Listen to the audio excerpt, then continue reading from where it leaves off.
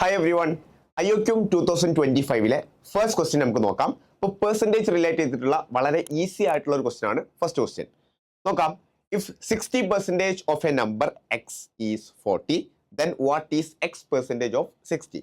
നോക്കാം. 60% of a number x. So 60% എന്ന് പറയുമ്പോൾ 60/100 ആണ് into x is equal to 40. അതായത് 60x divided by 100 equal to 40 എന്ന് നമുക്ക് പറയാൻ പറ്റും.